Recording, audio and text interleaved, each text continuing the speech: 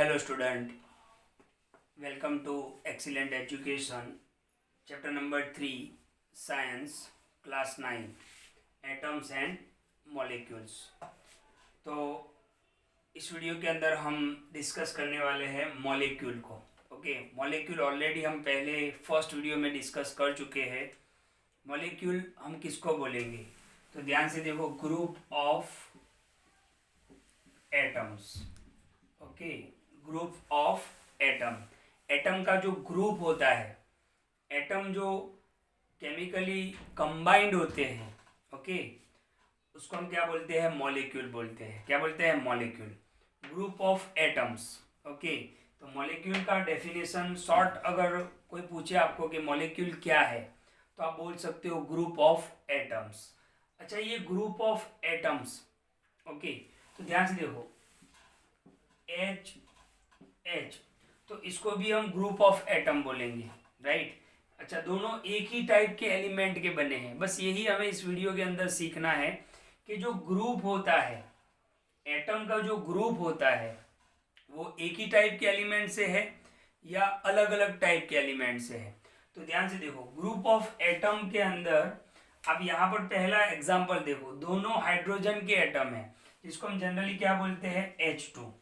Okay, दोनों ही atom है, लेकिन एक दूसरे के साथ वो केमिकली क्या हो गए, कंबाइंड हो गए हैं अट्रैक्टिव फोर्स की वजह से, क्योंकि हाइड्रोजन हाईली रिएक्टिव होता है। ये रिएक्टिविटी सीरीज हमें आगे पढ़ना है। ओके, तो यहाँ पर आप अभी इतना समझो कि ये दोनों एटम जो है, हाइड्रोजन के एटम, वो केमिकली कंबाइंड हो गए, उन्होंने ग्रुप बना लिया है। ओके, तो लेकिन दोनों ही हाइड्रोजन के हैं, तो इसको हम क्या बोलेंगे, इसको हम बोलेंगे मॉलिक्यूल ऑफ एलिमेंट। क्या बोलेंगे, मॉलिक्यूल ऑफ एलिमेंट, क्योंकि एक ही एलिमेंट है, कौन सा, हाइड्रोजन। ओके, हाइड्रोजन ही एलिमेंट है और उसके हाइड्रोजन के एटम कंबाइंड हो गए, इसलिए हम इसको क्या बोलेंगे, मॉलिक्यूल ऑफ एलिमेंट। अच्छा, एक और एग्जांपल मैं आपको दिखाऊं, H2O, ध्यान से देखना। ओके, एक हाइड्रोजन, सॉरी, दो हाइड्रोजन और एक ऑक्सीजन। अच्छा, ये भी तो ग्रुप है, किसका, एटम का। ये भी एक ग्रुप है, दो हाइड्रोजन है, एक ऑक्सीजन है। ओके, तो इसको हम क्या बोलेंगे, मॉलिक्यूल ऑफ कंपाउंड। इसको हम क्या बोलेंगे, मॉलिक्यूल ऑफ कंपाउंड बोलेंगे। देखो, ये भी ग्रुप ऑफ एटम है, ये भी ग्रुप ऑफ एटम है, लेकिन इसको हम क्या बोलेंगे, मॉलिक्यूल ऑफ एलिमेंट। क्यों, क्योंकि इसमें एक ही टाइप का एलिमेंट है, कौन सा, हाइड्रोजन। इसको हम क्या बोलेंगे, मॉलिक्यूल ऑफ कंपाउंड। क्यों कंपाउंड बोलेंगे, क्योंकि इसमें हाइड्रोजन भी एक एलिमेंट है और ऑक्सीजन भी एक एलिमेंट है।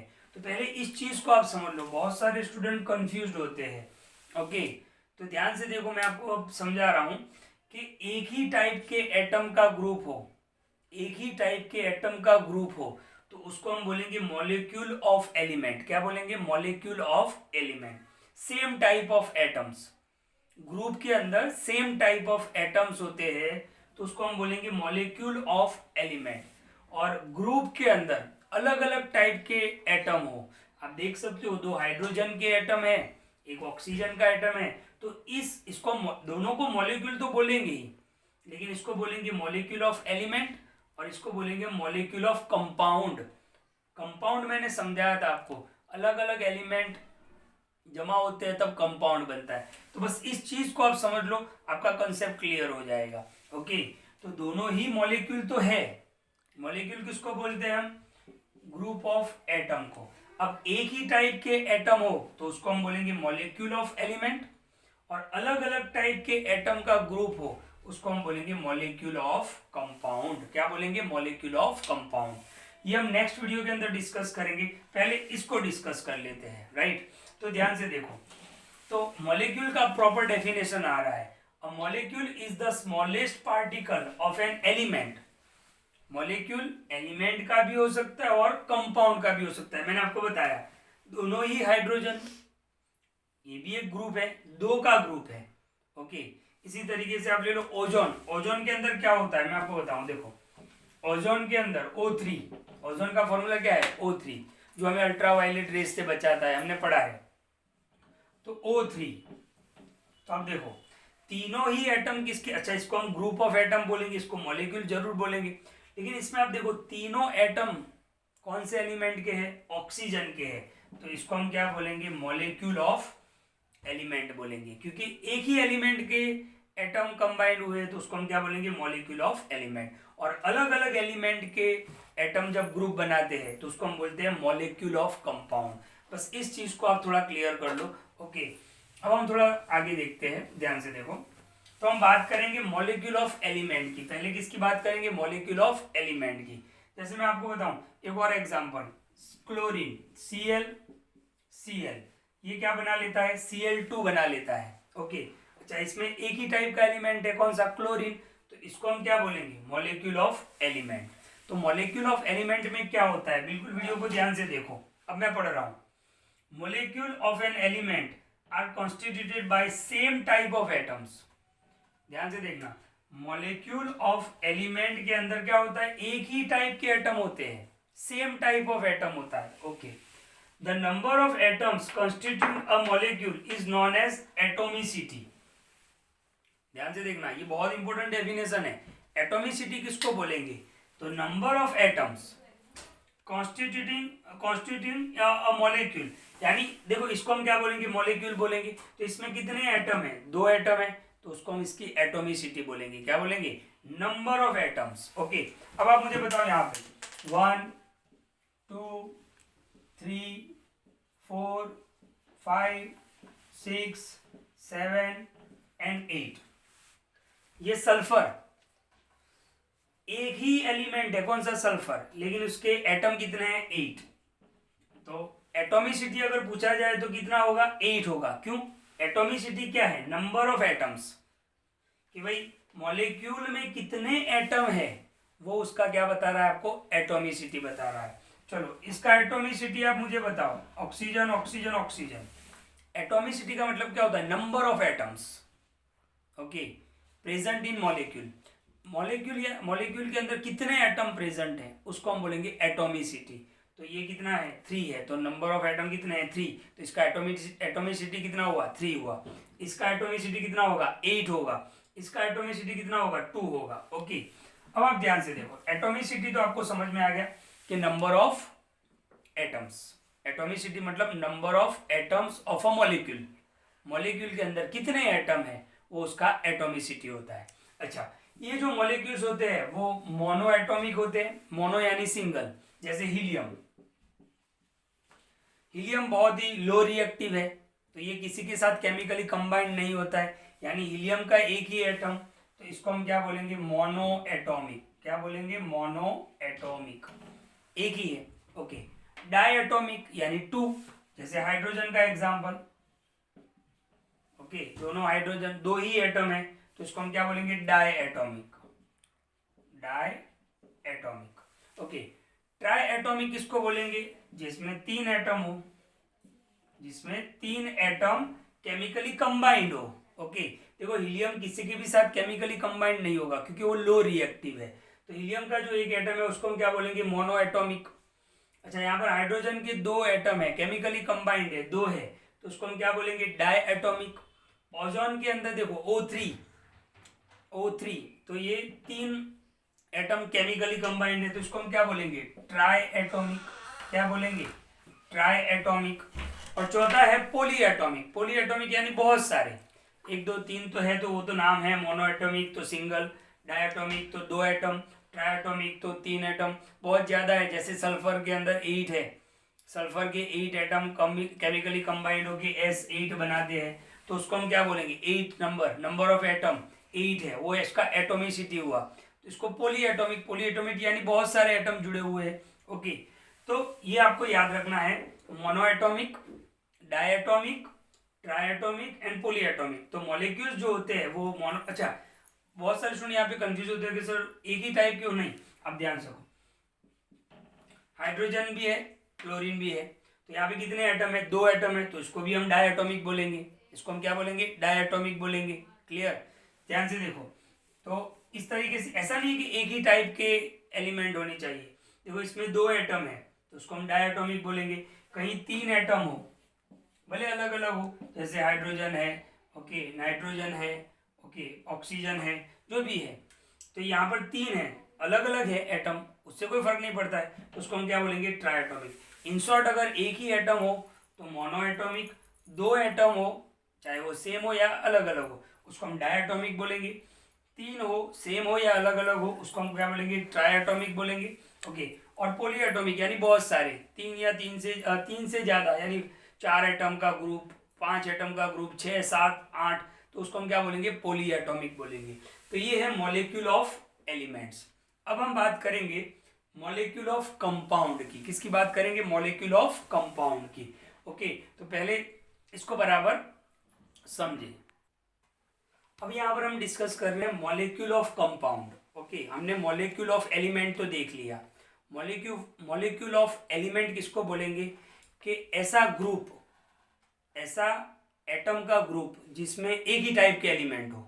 ओके, तो उसको हम क्या बोलेंगे, मॉलिक्यूल ऑफ एलिमेंट। अब हम बात करेंगे मॉलिक्यूल ऑफ कंपाउंड। ओके, देखो कंपाउंड अलग अलग एलिमेंट होंगे, मॉलिक्यूल यानी ग्रुप ऑफ एटम। मान लो कि यहाँ पर ये ग्रुप ऑफ एटम है, ये ग्रुप ऑफ एटम है, 2 हाइड्रोजन के एटम है, 1 ऑक्सीजन का एटम है, तो इसको हम मॉलिक्यूल तो बोलेंगे, क्यों, क्योंकि ये ग्रुप ऑफ एटम है, लेकिन अलग अलग एलिमेंट यूज हुए हैं, तो इसको हम क्या बोलेंगे, मॉलिक्यूल ऑफ कंपाउंड। जैसे मैं आपको एक और बताऊं, NH3, ओके, एमोनिया बोलते हैं हम जिसको, 1 नाइट्रोजन और 3 हाइड्रोजन, तो इसको भी हम क्या बोलेंगे, देखो N यानी 1, और हाइड्रोजन कितने हैं, 3, 1 2 3। ओके, तो NH3 ये भी क्या है, मॉलिक्यूल ऑफ कंपाउंड है, ये क्या है, मॉलिक्यूल ऑफ कंपाउंड। अच्छा, HCl, 1 हाइड्रोजन 1 क्लोरीन, ये भी ग्रुप है, इसको भी हम मॉलिक्यूल बोलेंगे, लेकिन मॉलिक्यूल ऑफ कंपाउंड बोलेंगे, क्योंकि अलग अलग एलिमेंट है, हाइड्रोजन भी है और क्लोरीन भी है, तो ये है मॉलिक्यूल ऑफ कंपाउंड। अच्छा, अब मॉलिक्यूल ऑफ कंपाउंड में आपको 2 चीजें सीखनी है, जो दोनों चीजें मैं ऑलरेडी सिखा चुका हूं आपको, ध्यान से देखना। हम H2O का एग्जांपल ले रहे हैं, H2O। ओके, H2O क्या है, वाटर, और H2O क्या है, कंपाउंड है। क्यों, क्योंकि वो हाइड्रोजन और ऑक्सीजन अलग अलग टाइप के एलिमेंट से बना हुआ है। अब हमें H2O में 2 चीज सीखना है, ratio by mass and ratio by number of atoms. बस ये दोनों चीजें आप क्लियर कर लो, बहुत कुछ क्लियर हो जाएगा। देखो, ratio by mass and ratio by atom, number of atoms. Okay, पहले हम मास की बात करते हैं, तो हमें इतना पता होना चाहिए कि वाटर के अंदर, ये वाटर का एक मॉलिक्यूल है, वाटर का एक मॉलिक्यूल है, इसमें हाइड्रोजन है और ऑक्सीजन है, राइट, हाइड्रोजन है और ऑक्सीजन है। तो हमें ये पता होना चाहिए कि हाइड्रोजन का एटॉमिक मास कितना है, तो 1 है, हमने सीखा था 1 AMU, आपको याद होगा। और ऑक्सीजन का एटॉमिक मास कितना है, 16 था। तो पहले हमें क्या देखना है, ratio by mass, ratio by mass. Okay, तो पहले मास, तो एटॉमिक मास का यूज करेंगे। देखो, हाइड्रोजन H2 यानी 2 हाइड्रोजन इज 2, रेशियो कर रहा हूं, ऑक्सीजन कितना है, 1, तो 1। ओके, तो ध्यान से देखो, हाइड्रोजन का एटॉमिक मास, हाइड्रोजन का एटॉमिक मास कितना है, 1, और ऑक्सीजन का कितना है, 16, तो 2 1 जा 2, 16 1 जा 16, दोनों हाफ हो सकते हैं। तो वाटर का जो रेशियो बाय मास है वो कितना रहेगा, 1:8 रहेगा। मैंने बताया था आपको, आप कहीं पे भी चले जाओ, इंडिया का वाटर ले लो, अमेरिका का वाटर ले लो, तो उसका रेशियो बाय मास क्या रहेगा, 1:8। देखो 2:16 था, तो दोनों को हाफ कर लिया, 1:8। तो रेशियो बाय मास ये होता है, ये क्या होता है, रेशियो बाय मास। तो आप कहीं पे भी चले जाओ, वाटर का जो रेशियो है बाय मास, इंडिया में, अमेरिका में, ऑस्ट्रेलिया में, कहीं पे भी चले जाओ। अच्छा, आप कोई भी पानी ले लो, चाहे वो गटर का पानी हो, ओशन का पानी हो, है ना, आइस वाटर हो, कोई भी, तो वाटर का जो एक मॉलिक्यूल है उसका रेशियो बाय मास क्या रहेगा, 1:8 रहेगा। जबकि ratio by number of atoms, number of atom, देखो हाइड्रोजन के कितने एटम है, 2 एटम, हाइड्रोजन के कितने, अच्छा यहाँ पे कौन कौन से एलिमेंट यूज हुए हैं, हाइड्रोजन एंड ऑक्सीजन, तो H2O लिख लेता हूं मैं। H2O क्या होगा, हाइड्रोजन के कितने एटम है, 2, और ऑक्सीजन का कितना है, 1, तो ये क्या हो गया, ratio by number of atoms. आपको पता चल जाएगा कि हाइड्रोजन की 2 एटम है, ऑक्सीजन का 1 एटम है, तो तो ये क्या हुआ, ratio by number of atoms, और ये क्या है, रेशियो बाय मास, जिसमें आपको क्या यूज करना पड़ेगा, एटॉमिक मास यूज करना पड़ेगा। एक और एग्जांपल मैं आपको बता रहा हूं, एक और एग्जांपल मैं आपको बताऊं, ध्यान से देखना। ओके, ध्यान से देखना, यहां पर हम चेंज करते हैं, दूसरा और कंपाउंड लेते हैं। जैसे मैंने कंपाउंड लिया NH3, ओके, नाइट्रोजन और हाइड्रोजन। ओके, तो हम यहाँ पर नाइट्रोजन का एटॉमिक मास हमें याद होना चाहिए कि भाई नाइट्रोजन का एटॉमिक मास कितना है 14 AMU, और हाइड्रोजन का एटॉमिक मास कितना है 1 AMU। तो इसका हम बाय रेशियो फाइंड करते हैं। बाय रेशियो कैसे फाइंड करेंगे, देखो नाइट्रोजन कितना है 1, तो 1 नाइट्रोजन इज टू, हाइड्रोजन कितना है 3 हाइड्रोजन। ओके, नाइट्रोजन का कितना है एटॉमिक मास 14, हाइड्रोजन का कितना है 1, तो क्या होगा 14 1 जा 14 एंड 3 1 जा 3। तो ये हो गया NH3 का, एमोनिया का रेशियो बाय मास 14:3। तो नाइट्रोजन रेशियो बाय मास हो गया ये। अच्छा, इसी को हम ratio by number of atom use करते हैं, तो नाइट्रोजन और हाइड्रोजन है, तो nitrogen is to hydrogen. Nitrogen कितना है, तो एक ही है, तो ये 1, और हाइड्रोजन कितना है, तो 3 है। तो नाइट्रोजन का एक एटम है, हाइड्रोजन के 3 एटम है। तो रेशियो बाय मास के लिए आपको क्या पता होना चाहिए, एटॉमिक मास पता होने चाहिए। धीरे धीरे आपको याद हो जाएंगे। जैसे देखो नाइट्रोजन का 14 AMU, ऑक्सीजन का 16, ओके, हाइड्रोजन का 1, ओके, इस तरीके से आप धीरे धीरे उसको याद कर लोगे। और ratio by number of atoms, तो ये नंबर ऑफ एटम बता रहा है कि भाई एमोनिया के अंदर नाइट्रोजन के एटम कितने हैं 1, और हाइड्रोजन के एटम कितने हैं 3 है। तो इस वीडियो को बिल्कुल ध्यान से देखें। इस वीडियो में हमने क्या डिस्कस किया, मॉलिक्यूल क्या है, मॉलिक्यूल जो है वो स्मॉलेस्ट पार्टिकल्स है ऑफ एलिमेंट या तो कंपाउंड। फिर हमने क्या देखा, molecules of element, molecules of element, एक ही टाइप के एलिमेंट के अलग अलग एटम जब ग्रुप बनाते हैं तो उसको हम बोलते हैं मॉलिक्यूल ऑफ एटम। और मॉलिक्यूल ऑफ कंपाउंड किसको बोलेंगे, अलग अलग टाइप के एलिमेंट के जो एटम जब ग्रुप बनाते हैं तो उसको हम बोलते हैं मॉलिक्यूल ऑफ कंपाउंड। और यहाँ पर मैंने आपको बताया कि ratio by mass and ratio by number of atoms.